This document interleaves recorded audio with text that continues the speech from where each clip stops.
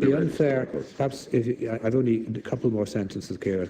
I think it would be unfair to the UN committee to suggest that such a committee would come to conclusions without hearing from all sides. Rather, my understanding from the letter is that it has received information from non-governmental sources that raise issues.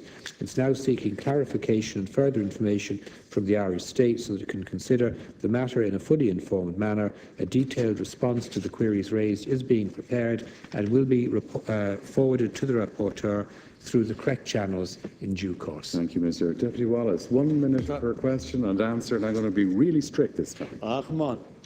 Minister, you are aware of the fact that Felice Gayer of the UN Committee Against Torture has not been very impressed so far with the report, and she has asked Ireland, as you know, to clarify whether it intends to set up an inquiry body that is independent, with definite terms of reference and statutory powers to compel evidence, and retain evidence obtained from relevant religious bodies. So seemingly the evidence has seemingly gone back to them. But Minister, I was going to ask you, in response to a previous question that I gave you, you told me that you will be making a decision in the next few weeks as to whether the residents of the institution of Summerhill and Wexford will be included in the redress scheme. I wonder if you had met or are you prepared to meet any of the residents of Summerhill or their family members to discuss their experiences before you make your decision. I would like to welcome the Minister's assertion in the previous response that he has no reason to doubt that there was a commercial laundry attached to Summerhill. From what a constituent tells me, Annette Larkin, that there seems to be a lot of similarities between the treatment of the girls at Summerhill and the treatment of women and girls in the Magdalene laundries. The girls at Summerhill also suffered a loss of identity. They had their personal belongings removed, their hair cut short, and were made to wear the same clothing. To quote another resident called Mary, life in the laundry was hard. There was no education. We worked in groups, but we were not allowed to speak to each other whilst working. And if you were found to be speaking, you would be punished. We would also be punished for not working hard enough or for crying. And another resident, Teresa Larkin, pointed out that the priority of the place was for laundry to be cleaned. There was no classrooms, no copies, no pens, no books. Thank you, I just wonder, Minister, if you would be prepared to meet some of these people before you make your decision on Summerhill. Thank you. Thank you. Minister. Firstly, in reply to the Deputy, having met many of the former residents of the Magdalene laundries, both prior to setting up the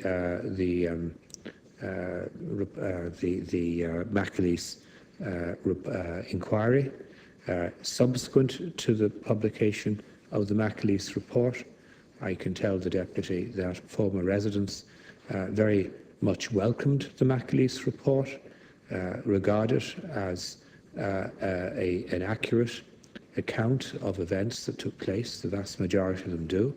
Very much welcomed the announcement made by the Taoiseach in acknowledging the failures over the years that occurred, and very much welcomed our appointment of Judge Quirk to produce a report recommending how we deal with the issue of making appropriate payments and taking other action to provide for the assistance of and to acknowledge the work done by those who are in the Magdalene laundries. And I anticipate that within 2 weeks we'll be publishing that report together with the government's response to it, setting out the future action to be taken. On the Summerhill institution mentioned by the Deputy, that remains a matter under consideration. Thank you. We'll have to move on to questions. Sorry, just, 10 seconds. Yes, Minister. I accept, Minister, that some of the residents were happy with the McAleese report because not all of them suffered the abuse and difficult conditions that some did, and there's obviously some were happy with and some weren't. And we do know that 700 pages of documented evidence did not feature in the report. And just with regard to the compensation scheme, Minister, I'm just wondering, I mean, can you guarantee us that it will be transparent and that will there be an appeals process involved and will it be independently monitored? And will institutionalised survivors be afforded independent representation? Thank you. Minister, very quickly, please.